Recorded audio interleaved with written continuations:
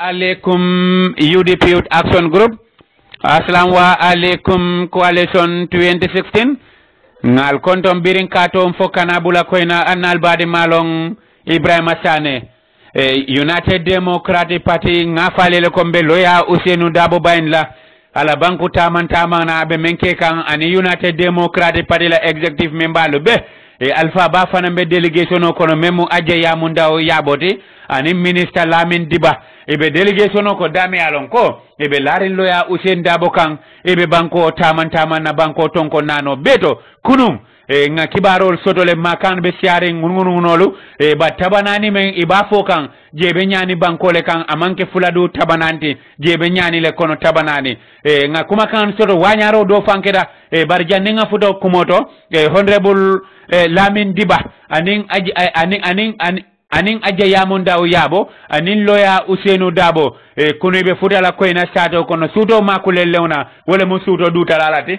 ko lampol be malakan kamira fo kentenete ye delegation o melta silo kan anata yatare koina bala fondin kewol nin kambanol nin kebal mel funta ke bentum woketa kontanoti youth fadabo ya fa ko bire tamo damuta wo bentundir sifani ni mankela dulato honorable Papa Touré ya fo ni kacha soto albeni la kacha moyla forumo kono loya Usenu Dabo wanyaro do keda biribet banku tamana fudada tabanani sato ko dame alon ko alkalo balanta kafo mol mako United Democratic Party te benkeno la o sato kono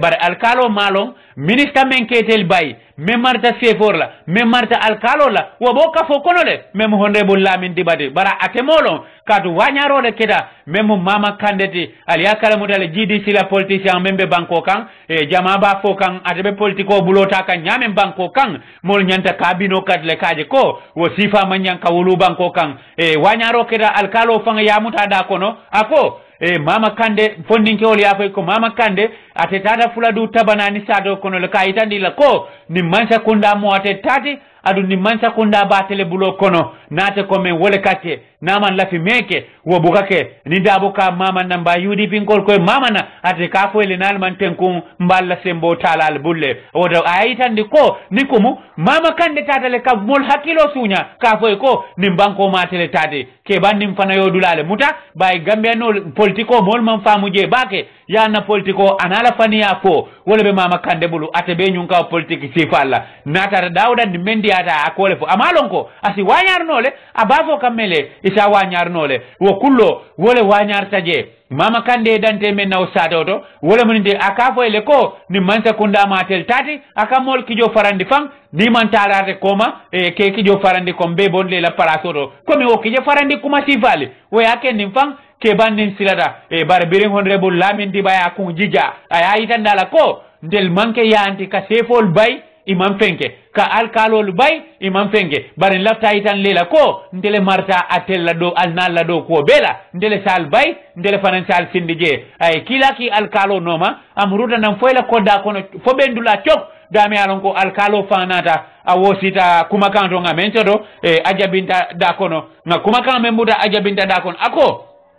alkalo fang awositale fay delegation bolo say wodula wo embalo tama bage kayitandi la ko ate fang nyamantare beteare mbake bare ngamira mama kande mendu bulu iteli yokumole muta o yake ni fadi mado tatanna modo blocking me alon ali ajele elo bokala police ole safero ke andum be mbe akwo kiskilale abita kan nyaadi le mbasene yan laliye bare ngamoy ko ke banne delegation bolo sayle akoyle ala sawo al sawo bare nyani tabanani chado kono lemu birimbo dawto nga delegation la kacha do ta youth fadabo da kono anim Papa Touré ning ajabinta jabi barjan ninga da woto ko birim ko non delegation futala president na wulu sato to mem honorable president Adama Baroti ala sato kono mem manka man kundati iko ay kumandiro le ke sato mo la ngamuta ajabinta da kono ako ye fundi ye ta fama bentun ka bismillah manka man kunda woto mo na sajo mbalo baro Black Beauty jamaka kumandi wala na sajo mbalo baro me alon ko afundida biralota ay Dabo juloje ay emina labe kontandri ke minin ajabinta wala anin delegation mo jama ay dante lila albe bataring ala baraka arama alayal sara wot kola même banko la président même président Adama Baroti ay loya dabo bulomuta kadundi bunkono e fulodunda bunkono kibar talali yadi ko ye men kacaje usen le along anim baro bari fulole dunta bunkono bire funtita amanda wolat anganya baro fane tamada simfulola life aja binta nyabala papa toure nyabala honorable Youssoufa Dabo nyabala atata e moto bunda yele instead of security ya yele baro fane moto bunda taba ka yele ako Usain Dabo na tati ay moto bunda taw abulo wolinde akoy alamal nyimma futala e woketa kontani bade president baro anin delegation o ye loya Usain Dabo bismillah nyame manka mankunda sadol kono itata koyna woto siata beti me kuma kan kundlale jang mbe kumo bulala le jang albennin kachal albennin papa toure kachal moyla aja binta jabi anin honorable Youssoufa Dabo ne to ko le madi nabake noto han aja ya mun daw mba lamin diba albe ma ka moyla fonyo kono le e bari mbe murula kan kote le mo kuma kan dinga men soto ala barka bake ngal konto mbirin kato mfo kana bula koyna annal badi malong Ibrahima Sam alhamdulillah rabbil alamin songo o kekwa na alamaudu na foto asikan wala kine yu azan boko ke alamabugu yu azai e ko na ko na alamaudu na wudu kallin alhamdulillah ko nan ko na be ko ida wala wari gam haramu akini gambia gambia ngongo yudi piani lejo dunia gambia okay woto papa Ibrahima Sall ye honorable Youssoufa Dabo inimbara be fonyo kono Youssoufa inumbara bake mbulo banko do Youssoufa ngakala muta ko be delegation ko ya jonliso non jonliso be diamalo kadiale say chokoro kadia wolo fanda be fonyole kono Youssoufa alla don kere nyaadi le kunun ani de min kontan le soto kan delegation kono ani banko mol kal bentu nyaadi le tonya Ibrahima dormo journalist wala de ninga minjen ka fole nyama ka tuwole nyama fana fo poto joto bari lata nyinna ko ko ta jamare be bulakan UDP no ko e ka falin ka boyla patiol do kara United Democratic Party waya isande bari ko parti la balu ko tara wala bala political analysis wala mi itande ko parti o nala molu ka boje mobu ka kafu aka fal bari ni mo la dodo ka kafu do kan wala ko wol ka kidimala ka yurwa wo mo nyaato tade nga minje ngaje ko dawdan intara je bunya balu ka sodo mol ka finti ben ndirol be kala e camera kudo le fon be ke e camera kudo le be ke mol mi alon ko i be ke da kumol mi fota je mol ko makende balle kumo barkada ay don fo nga kibaro do ta ami alon nga ki anu kibar jamal le silo kay nyanda findila nak ibe silo kan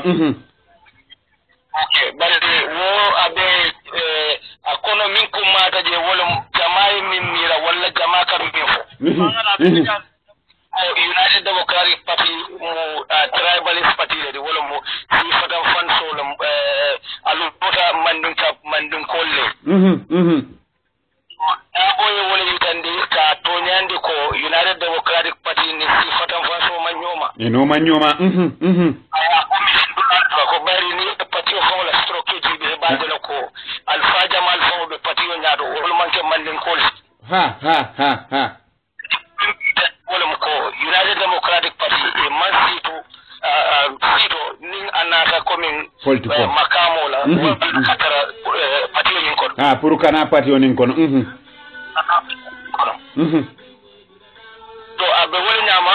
be wolu keta dira mol be kirin kuma kendol fanan be fokan anan ye party wala alfalu laman yandi ko be parerin pour ka kasfe fay betala nyaadumbo sarse fawti ari tabalka mi foy ko e bonota sirawol min nanu nyin kan sol carte fo min tambita akadala baake prokaje wo campagne so o yitan de carte fo fawol ha pour ko siran murundi nan nan ka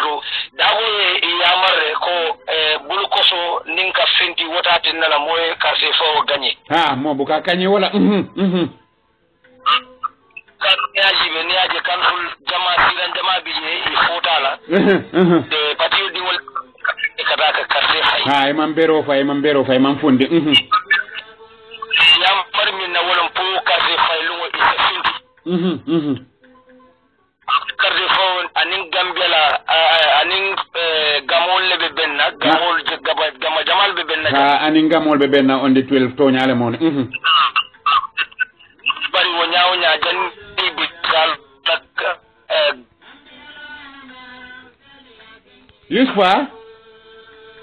Yusfa Dabo e wala mo honorable Yusfa Dabo de Star FM la report amembe delegation o kono a telebe du man din sada kam mole be on bita kan nyaadi le ha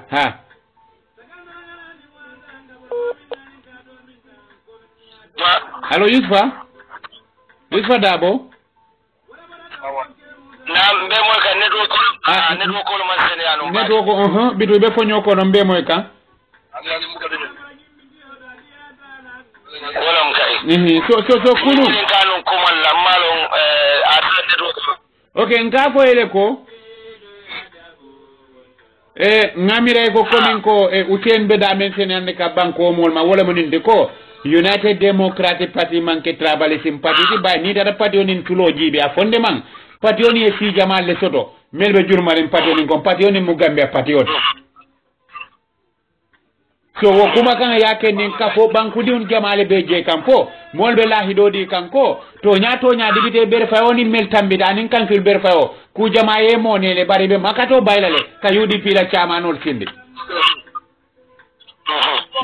so mbelo kumola moy ka anin kunum fanan alla ko ina be on kera nyaadi le because e ko tar ko le be on kera janin because lummen hamme talbe ben tuda nominata wolo ngamute fangda kono ko yebulandi jaman laba moto le kono ani muten be moto jumale kono ani juma be moto kono ani kori delegation kono be kontandi fay ba Yusfa Dabo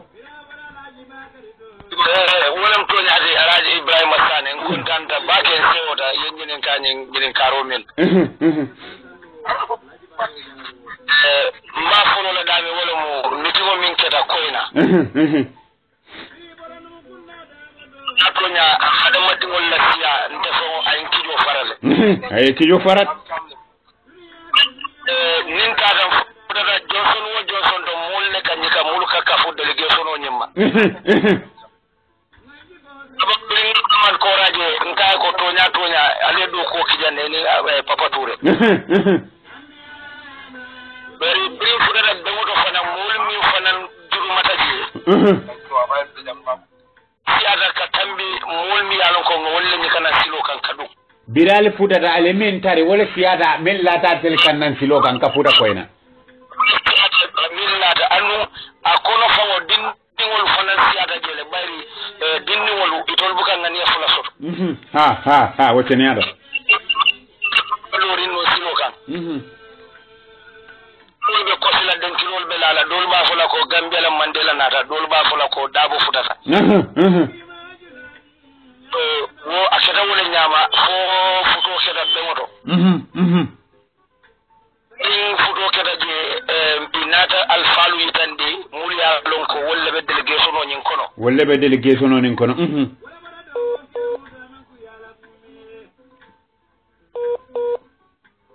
kolle nate la mobile o kono Yusfa Dabo albole makan moy kam fonyo kono memba sada kale ko be on bita kan nyaadile la nin tama meni loya Usain Dabo bake kambe koynale la be o men keda koyna kono chuto be duma nin taka wolto kamuda Yusfa Dabo da kono ajabinta jabi ani honorable Papa Touré bari ngami netwo ko le mbula dumandi be basele ba memurule kan bafola nyebi be campagne o kila nyaadile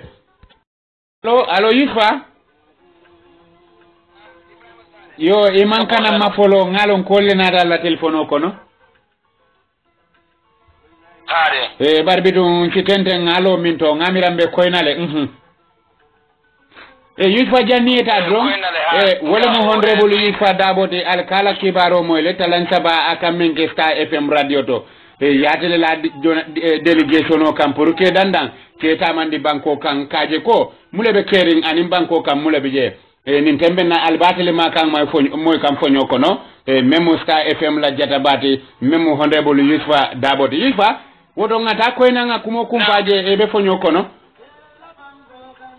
wala toñade ko biri alfali tande ye mo balu tande muli alon ko wol fanam boda koynale wo kolalo metingo nyin danata muta metingo nyin danata man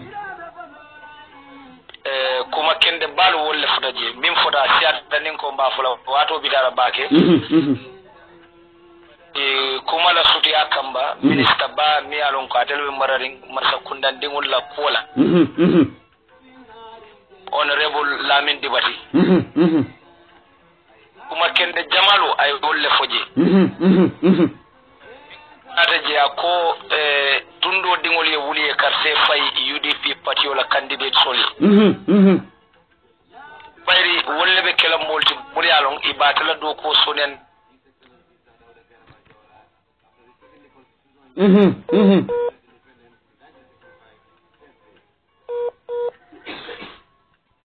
anko me defo nyoko no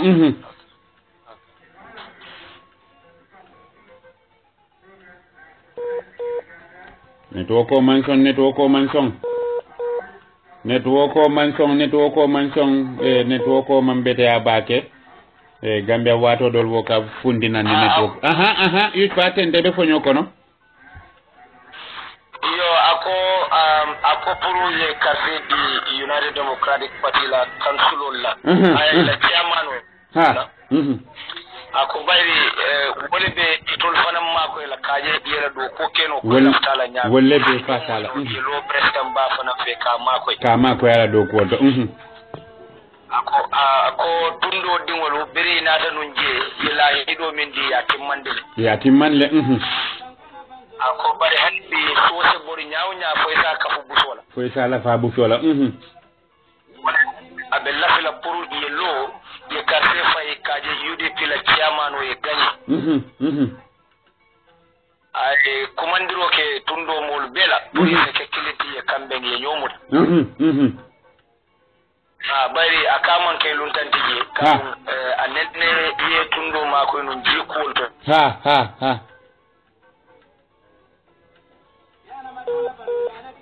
network le mambete abi bake network mambete bulube basele teng delegation o be data mo la ni pareda be dunna sandu ma fanna honorable Yusufa Daboti be report ke ka Yusufa be fonyo kono allo Yusufa United Democratic la council la chairman ako bayri wolle be kala moldi muli alon ko ise tolu mako ye nyomoy ye do ko keno ko president bala ftala nyam comme president bela fra nyame ko bayri ne ajibe ye la hido min dinu ye o kele bayri United Democratic Party wolle député di president wala inata council fana nyika ka di ala ilafta fana pour ye chairman o nyika ka di ate president wala pour ina se do ko keno bari ate na ay kuma kende jamalu ay wolle foje minister diba diba bari birade pareda inata United Democratic Party fa wala party leader anila secretary general nimo loya Usain Daboti ina diamda ay kuma kende jamalu ay wolle foje akase wota kontanta baki ay bendundiro min soto koyna sade ko o koyna annene nyanta nala nun jere bari silo nyim mannabo wo mu toñale mo sahat ko bari min keda kuntano de proka muru nan kana anin koyna dingol ye diam akoy ko atolu koynan ko mul bijang albe tundol to dami alon ko president bo dalla tundol nimmo nyanta carte fayla mo nyanta carte fayla United Democratic Party wo nyanta kelatul la tundol woto ɗum mbal sasla momo yeke campagne mane jati a faŋoy ino carte fay United Democratic Party la chairman o min mo fode danjude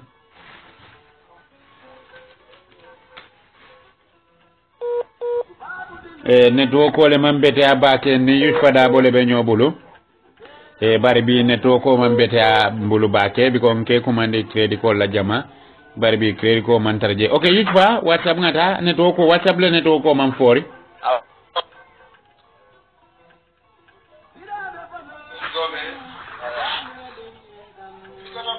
allo yitfa naam iba network ko le mambete abake ako fode multi alon ko ay do kulale mo aya londo soto aya kesia soto aya hormo fanan soto ako wodo aba fole ko ye loye karte faay oni karte faay aba kadala bake pour kaje ay do kul samanan ay muyalon ko abe tundo mol nafa fode molde miyalo wati akatara parerin pour kalo moli anda tilinta fana ala do ko kon wol befo anin kuma jamalu yalon ko abe patiola ko bol sambala nyato ay wol be yitan nin nata fanan komin ndela karola kontano ni sewo ay birin yenteje kay ndundi delegation o bolo Liaison 2016 na moto min yaade United Democratic Party la sindi wala kono yesindi wala kono party wala alpha balu ni wala be sirinje bari hanin sulata jiola wala sulata fengo fenna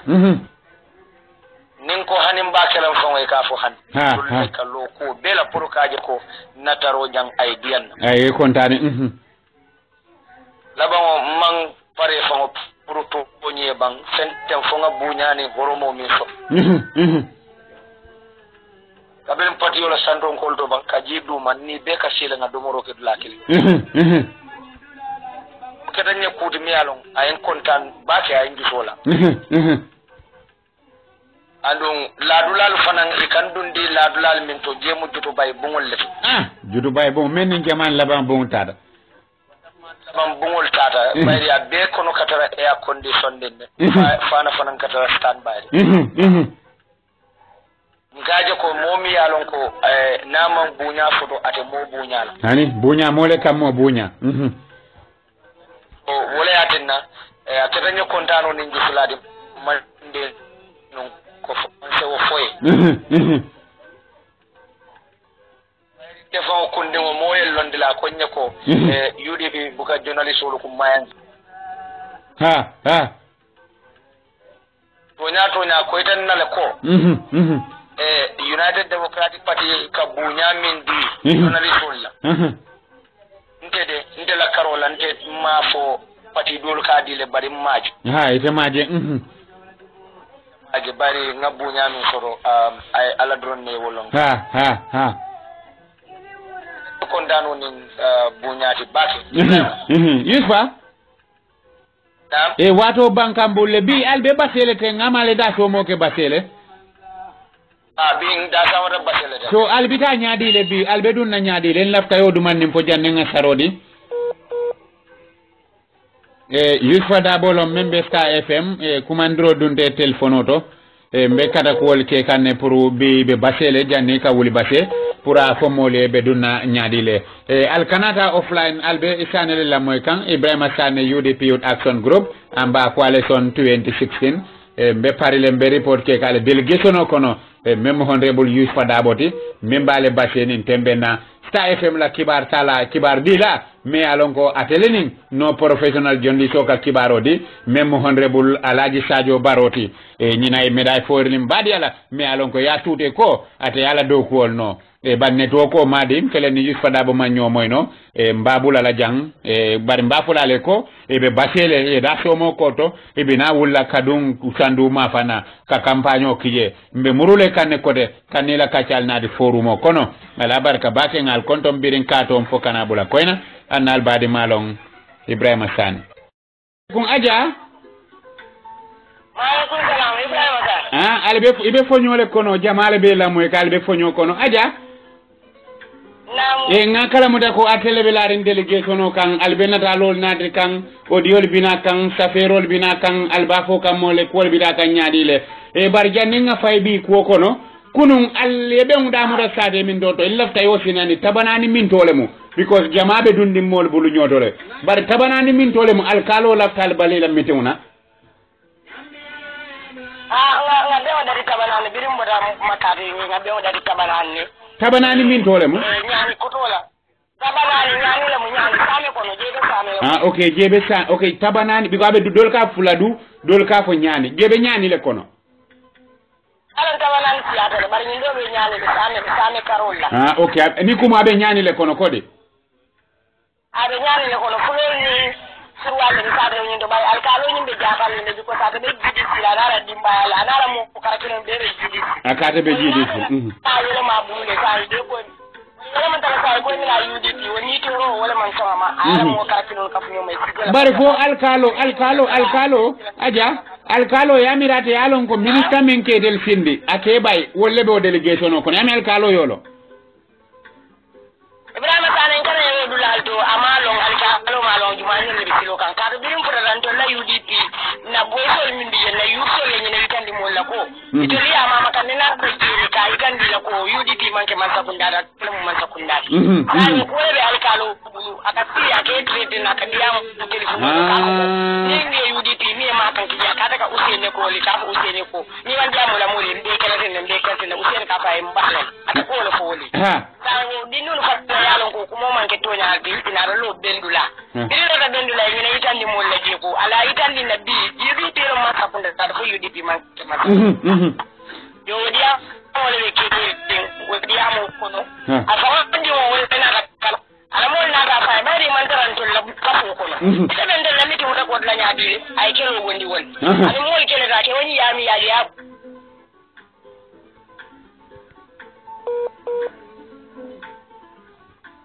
Jawon sen ke wata rano walo kai luwa bunya alo bulo lekin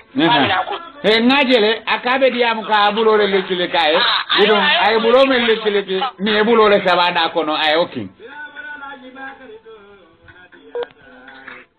so sa time poli bigo ngamo ile bafo kan alkalo nen to dun so poli ripoto di da police wala le kodi ripoto di da police wala kanu ko minister afa ne ko ntol man sakunda kolo min bi janga kan min ke wala mun ndi ko ni e fu ke da ne mitindu la fawro le ka fe ngal kalo bonni nga do say ha dare kolle kana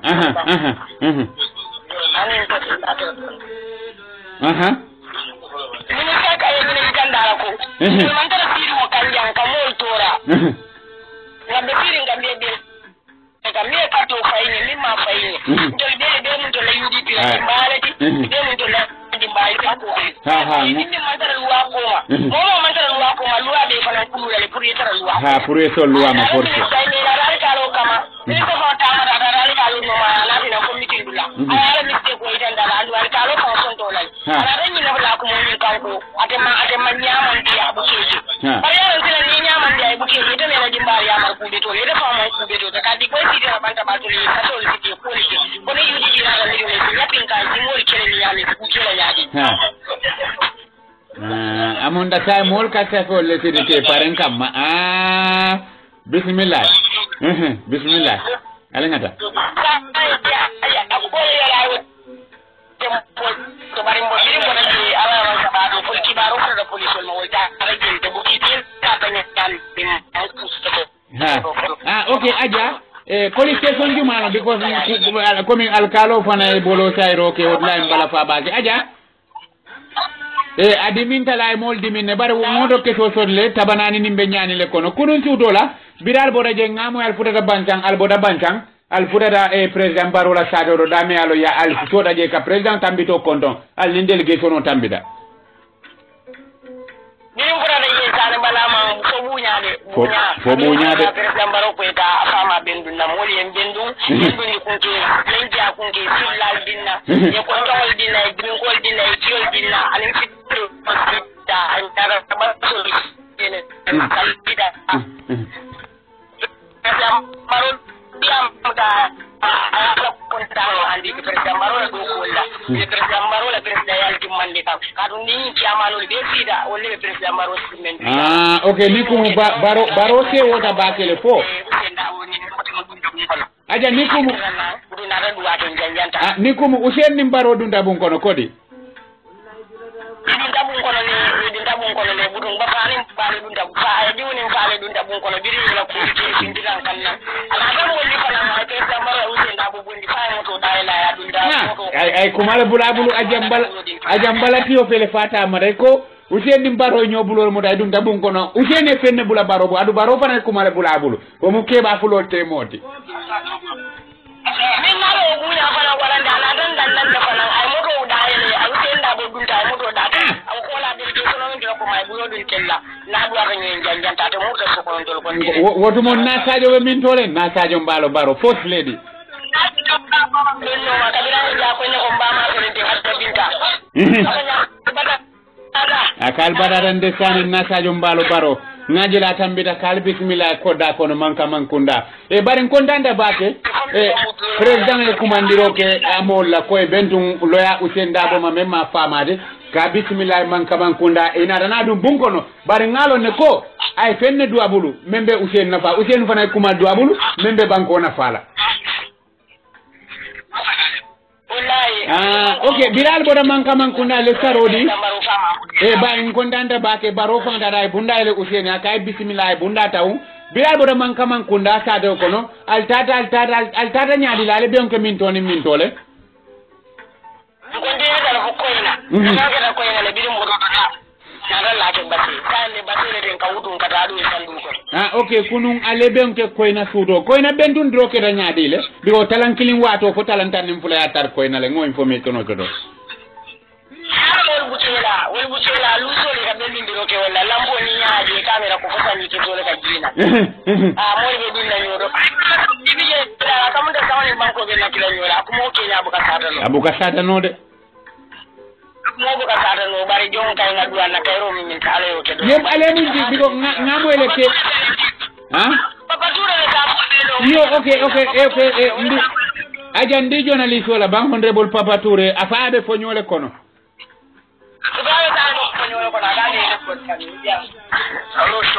Wale salam papa. Jato. Ebe atelle mu jato de be fonyo kono yifo dabo kondo nya fala dino ya kondo papa ebe fonyo le kono.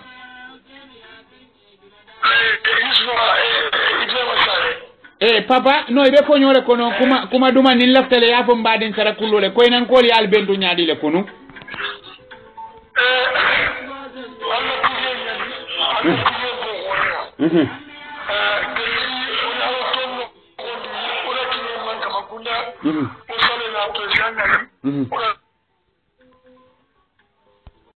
Padu folo mbe delegation ole kadakan kana kundu pour que soto ya sada mole kunu mbe on kere nyaade le bay kunu ita dale fokko ina sada kono dame alon ko alfali bismillah ko ina bari me soto no ne do kol kenya le mu be bari mbela kajana la nyaato mbe kada kol ke kan ne pour que moy janne nga fondi Suleiman Danso ebe fonyo kono albe mum pare ndirre ke kam be mbala albe mum benne fanke ka bako de bi bimbe fundula ni na dindi mansa kaida banku dungola jwalu dindi mansa wo mu jumati allo dindi manso wala mu jumati isa to ko fonyo kono dindi mansa wala mu be sudati amme talbe ben suda kadu animene jakarola dol mo wari ngolo mu dol sa do nani jango dol sa do dulu jango bari ni boro manke ko tula bakalo ko matula bukalonde yani ben suda ngamo e mo lay ko abe samole ko do mulake mol ko ko samole abambo samo awda men kono abulwana mara alanya to fana ko ba be samolti abe samole kono de woda amunda koma nyato buluba mara abe samole bala abe samolti so samole ben tuda bampu wala bampu komo ka mal samoni banko komo yale ko man ni ko samo ko komo watema ha oro amanyankila la ko de bay samole abampu modo ni ayo comme carte fayale carte que somba fayla comme nyanta ka fa noto fa kute jewo noto nyantole mo nyanta ka fayle bar noto nun amanjare wala banko mol kole fo tante fendi ngamira ini bena men lota kontela kena wona da comme koroboro ta carte boro ta ko kontela koro ha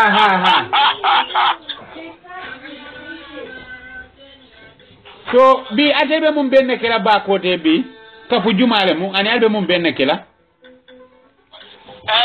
mbeta ba ko den ko le mbeta wole konton na bi comme ganna mo itandira to comme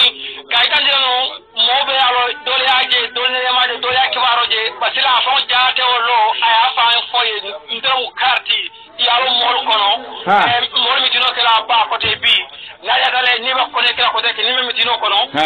ni mo de fan der fa na KMC na kara ka fo nyanda mbe mi to so na te mera ni tirsa wo kono wala mo KMC UDP KMC kayra kafo o atofo ba kafo ni to dum nin kilisa bo albe be o men kala yalo ngamo ko bi al nin amme talbe ben to dale be be on kala ba kote so pin nin talbe ta kala ba kote telefon na kara kafo mo ni programme sa te melam be mo ko ara sa yimbe ta be na mitino to ba kote kayra kafo ndabo kafo do bay kayra kafo o kafo to di ara kayro kafo ndabe kafo do wala na chamaro fa chirin na jang wodon go chamano dinna fan chamano dinna ta ko nyoko no ban chamano dinna ba chairman ba nam ila dinne wona mbulu fulo banko to nkum vela rakan yo wala ko taza chairman ba ebe fonyo le kono jama be la moy ga be fonyo kono alla be on bita kan nyaadi le bial be palendiro ke kan ka ametal be ben suda nan ba kote dal ben suda abe damen to janga to ka winda lo already a winta de ya marsindo la don pour ka mol ka foye ko al wakil do ale karto fay dal ben suda ayna ay tan KMC ha ni ko mo bita forma dan nan la doron ko ngata horma dan nan la doron okay etele mo chaamano de min do kombo min do ndelo chaamano de triple K UDP kayra kafo latir kunda UDP kayra kafo latir kunda so ali mun kontan le soro ning electiono men binaka bi gonna parti leader farme banko tamola le kono itata fuladi kono fuladu kono e bodaje tada basse na kala muda ko suuto e benke koynale bare reporta me kuma kan bulana mole ako koynan ko le bento nyamen dula me bento no wonya malo ngalo ne ko kombo fana me pare la ita bayre bay balore mu wolti ibe parendro ke ka nibe dunna kombo kono malo ibe tala dame moto lon bari ngalo ne ta bayla so bar kunun koynan ko le bento mbake nin somanda nibe diamu kan ne bari janni ngay connect pour que la kuma kana de fonyo kono e ne to ko e mbula ma kan warta bari mbemo la nyaado bari kombo fana be mum parendir le ke kan ka loya Ousainou Dabo na la high power delegation o bento nibe dunna bir kama kon yalo ni election men kanate era kansulo a esori a chairman sipoli ani meo carte fayoyi nyadum bola nyadum bolo wodi nyadu amunda ko nyadum bole bina keka parti la komi furubula ta jikando kono lesu yandi la furu wala furu ndim petti peredi lalti nyanda tenkunat yo kebede to yalo ne ha yo wala mu bare la fayda ni la ko samo harbo yote yete kuni no harbo yote samo na bula de samo ya bula de mumo lo kanyor samo ta kono ko yo ko wala be kiri so bin kada ba ko dele ba ko de an kada ba ko dele mi jola kada jawo yenni iba be kala mu dala ya miti mu ka doya bismillah no mbela fila live kal connect je aliya fo nyebe ngbe keri nyaade nani na bulu muto mambe bari mbakere la fana mbe wato di la pour ngal moy nta sata le fonyo kono abe ke kanyade le so ebe mule fola bako ba ebe mule fo ebe chamano janning albula ebe mule fola bako ten ko le bay usen la delegation o fanam fele kata o ke ga ngalo dole be layno re ba kata kan kadum bar janning atel bula albe mule fola nye ka ko bi albe mule fola bako ten ko le bi bay bako ten ko bal moy kanne laftani ko bako den ko le fundi triple ke ba kanne UDP kayra ka fo ladar kunda hay power delegation o le binaka dunya be yamoy so mbe kumanila bako den ko sabiji dawdan di mobe fundi ngara ila nomba na talbe na belun kuge na ay fuda kuma kendo kumona ne di aliyamu altulola bari mbamoy kam fana yalo kunu ngamoy amme tawe bentuda foru modo kono molbe nyo sabaka dolko baka wala nombo wandi dolko tukudan nombo wandi dolko biri kamalo nombo wandi bundu mun kolbe balanna faji kunan kolbe balanna kombo lamin be balanna banyunun kol fana balanna rohilode midun demala ite ye kanyoje min dole mbaybe kondan ni nil fulobe sito nin tundole sito mondro keno min dole bay ngalo ne biri kama kole adale tukuda wala buka ko moy men nyanda kela bakote buka bay bakaw buka bay adun kunun ngalma kamoy bakote de bi ngalma kamoy kunun ngalma kamoy bakaw ngami bi bakote lem bi bakote bakaw fana be ada bar bi mom bakote mom furo folo bare li kunna jang mon midi usoro folo so examo hani kumu examo le binake kan mba jibe la juma wolle ba pasla yo Mustafa Touré ay men fo wala min da men fo bundu midi do wala min ko no ni ba fo lay kato da tan le Mustafa Touré da kata la fa bang Mustafa Touré no i ba fo la honorable Mustafa Touré honorable la kama honorable la laje Mustafa Kairo Touré Mustafa honorable Mustafa Kairo Touré honorable Mustafa Kairo Touré ay mo promise la ko akoni mtundu woro ni dimele fosta 50,000 ani niso ebe daso mala wala ni ko don ngai Touré munda ko mejo sabaka wala aku bundu ne wat bundu ngol ko batala ndel fanam ko ladre kunna ko batala dalimi ko batala le baka ko batala ni tundu woro mo be mejo sabaka ne bar to gudan kol fanam buka di amude wato guda 50,000 ani nis tura iko me mo bakke ka fo ko honorable Mustafa Touré mbay fanko honorable Kairo Mustafa Touré yaro yo lajele ntonda wala iko ay $50,000 cash male lani dala so wulta lulu ani nisi Toura kombo banko be ni melkere champion wodo cha albe birikama ma fana juso bon moy albe kemfi albe sukura juso bon dikanne ko $50,000 cash ani nisi Toura me alon ko 25,000 wala 30,000 même quality la comme me alon no ka dele warta ni tolbe Mustafa Touré yo kuma kana bula jama moliye banko moliye Mustafa Touré wala fo parti leader be siri kunda dabo be siri kunda nyambe siri bele siri dembo by force nol honorable dembo by force political father ay promise akoyo ko alfele siri même fola nyati no la ko ni men ganyeta même mbude 50,000 ani si turaba bar honorable Mustafa to barbi mbal kadala nalbe sukuta mbe Mustafa Touré fan so de life kana de fonyo kono anin hamme talbe ben suda anin delegation o modol pour be be keri nyaadi le bako de mbe sar la jang kadu delegation o melbe bu sen la timo molbe kata ko ke kanne mbe mis kolol so gam pour ka koneki fan na ka fo mole mole be keri okay ala baraka bake fonyato assalamu alaikum wa rahmatullahi wa barakatuh mbe kafo be hakada na bake ñing natalo ñing kiyola nanje yombe mol dad na fanam bake purisi makoy ka ajanjandi ñing kamma fo dindu ñing kiyol salon no dindu ñing ko atomu Abubakar Baleti afama ngan ba abama oliba akabama ka talinding banta ba marse to abama ka chalo wafi gelto dinno ni haqiqatan abe nabari musumale feje kes dinno ni ko kunu manam a fotata walla kees bari ya molle ya suñanan Gambia ina nata kees walillahi alhamdu ala nata dema i jiita yaatu oto kono itata wallahu alam anata dayele a findita borta sayinta ɓenna baari musumañinne feeje kees wayen kilna kumoñum foñi nindi ndiwñum fawdiya mutale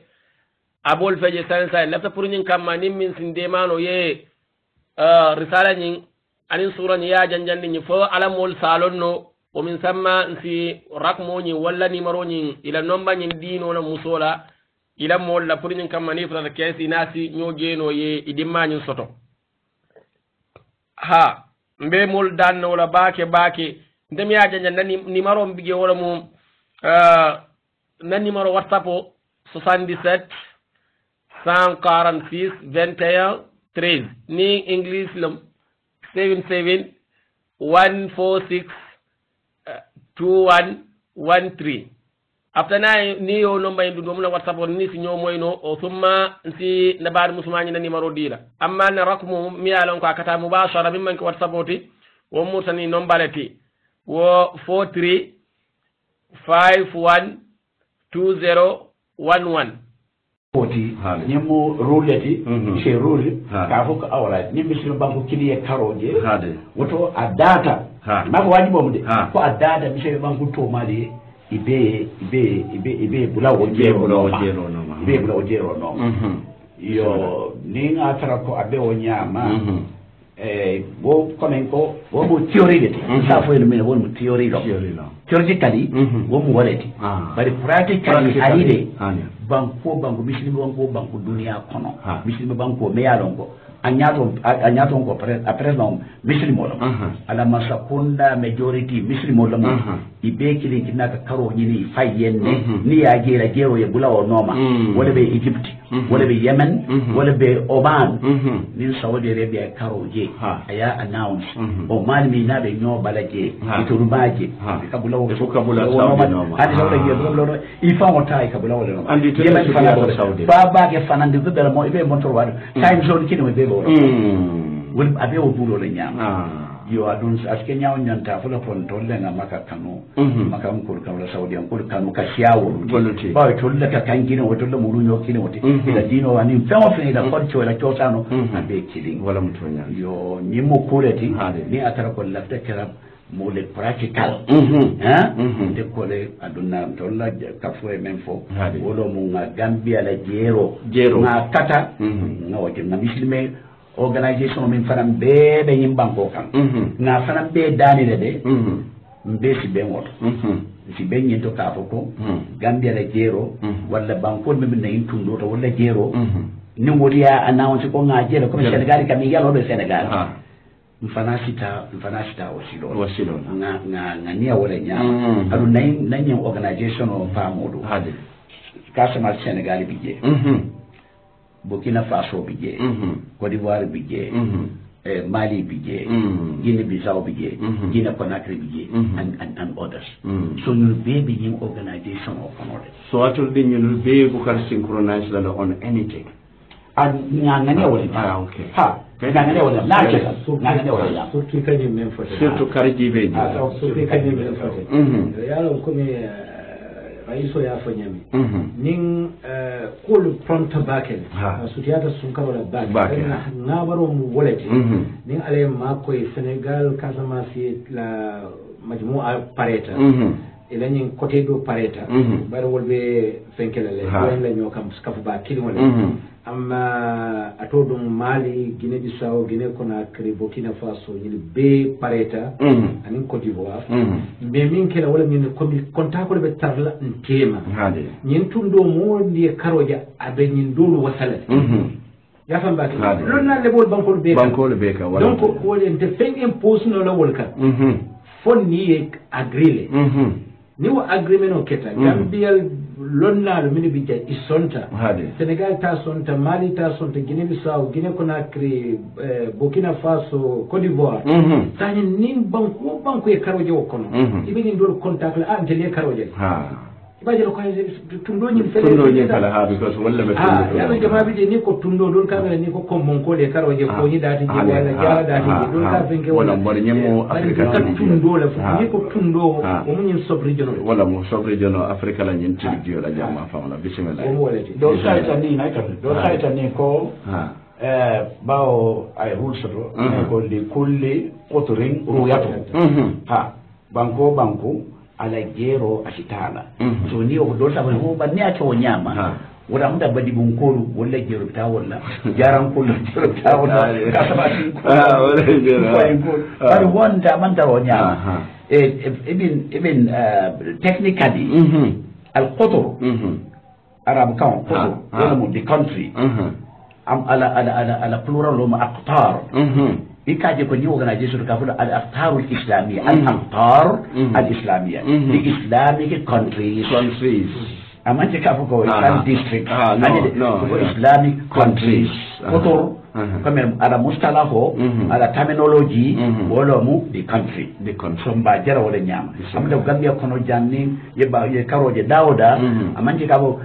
abadi buda mal wala aje wala aje gambia be wala mu practical oti wala de keri wala tonya mutum ala baraka ba ke bayring okay kare wala so region oni o comme wala be time killing ko may min foyete ay umman foye na yaman foye yaman ni saudi rebe be bodal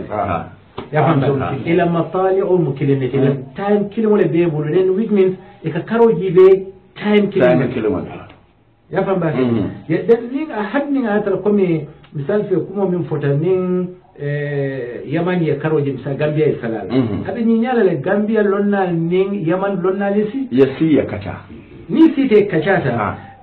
agrita nyina ko ni gambia e karoje yaman be sallal ni yaman e karoje gambia be sallal o fana ak mo harmadi ma abe karota dulakele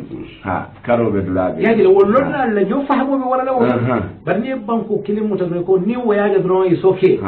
so ni hanyen dole yaje wo la jero ni nyem foto wando bi kam min fo wala nyende ko rasul sallallahu alaihi wasallam wulu tamakale so ikela jama'a ikanyina nyina mbele kuma ko ikanyina nyina bare time bandale ko madina ko le karoji bele maje santun ko dona ta ko kila ndele karoji kama sham sham ko botana fo sham deno ba ni mantra dulaki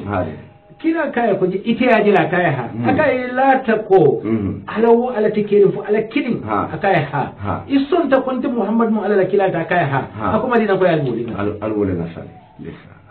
Allahu akbar ya fam bade iman tara tunde ke to muna duna ma madina ko kila be balori wato madina na la kallanke wal folo man karo wal folo man karo ya fa because kila be janne wala folo nyanta jela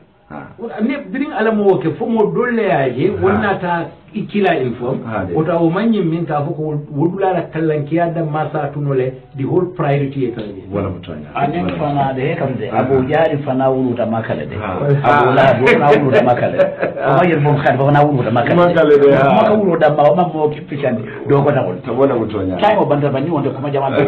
bare sallallahu alaihi mutumbe min kala baadi wala wala nyinde ko bi programme o nyin mba dandila jande bayring radio ko atamu watode bari jamali yanati inshallah ko min ngafo nyamin nyimbugo nga lole pour afike banko mo na nafati ando banko mo tan nafa soto no la bungoto ni atara islamu tigi bari mbe ko ke kan duniya jam mbe dulale dadaka mbe sila fando nyini kan dulale yo hadama dingo don ni la fatala dulato ko sila fando nyini e nyanta jibe la le kata wurla minto mune musila fanda kendo ti wala la vitamin bali ni misal fe sila fanda la samba memu walu tanoti to mando bije ila sila fando nyembu kana faso so mbalo na nyaade de ko sila fanda kendo le bembulu wala bjente ko parce que ngani moy kawandila dola min kata imam sidi ali janet ni tere ma ba ate nyim foko hani atare ko mo le ta dino kara bari ma fo mo be wuli ta dino kara iko doli eta karan ni wolu nata woli nyin donno karan sai nyin donno min tata karan ni nata fo kaban e nyanta kala molle te min yalon ko se dino kende ma den bari ni konye ko kunu Allah wa almamudu min li yaltulu wulu min li yaltulu karande wol be ma lo ita minke aba sabula le sobobe siala ando aba sabula hakilo fanan be janjanna so wokamala doron wala ya sabu jebbo nga lole ando islamo be balula jambakele a fanna bela malo nyin kama pour mole nay nyo sabo ke bari nga lo nyin fanan kama pour mole nay nyo karando bari hadama din kunda nyo karando le fisiata nyo korindoti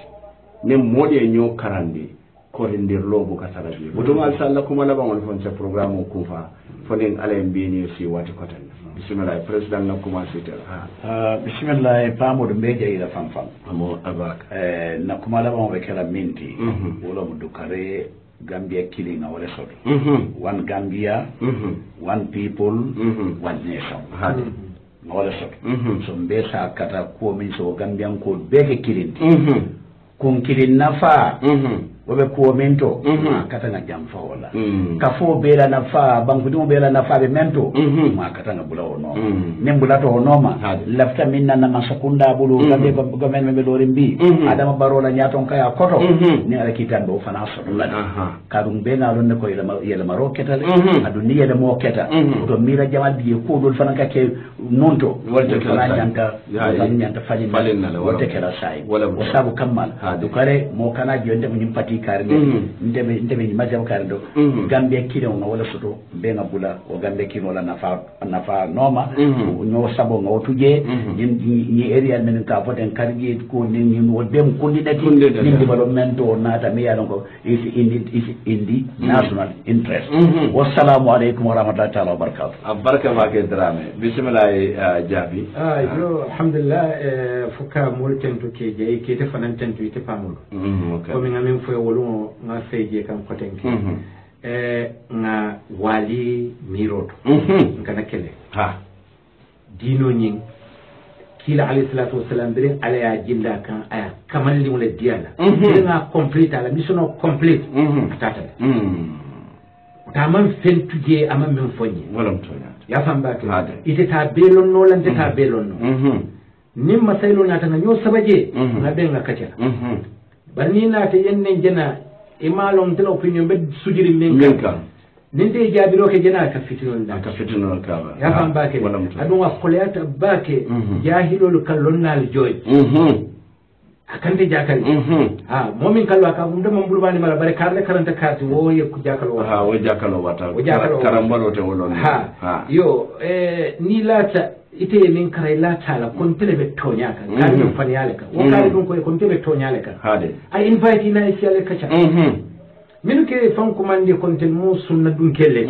yale ka bu dole wol maje sunna dun kelle yo bari wol jama baye la e memute karamoti ka fu me ibnu taymiya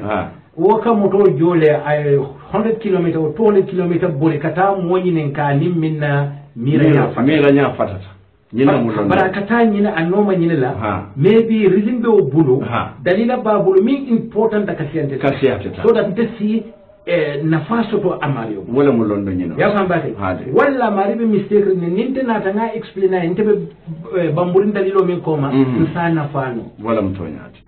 balin kana kenyinte ko pamudu man karambale itandile gambiano la ka pamudu man karam maybe ninge attack mbite tarla Kenya do birolu ni benta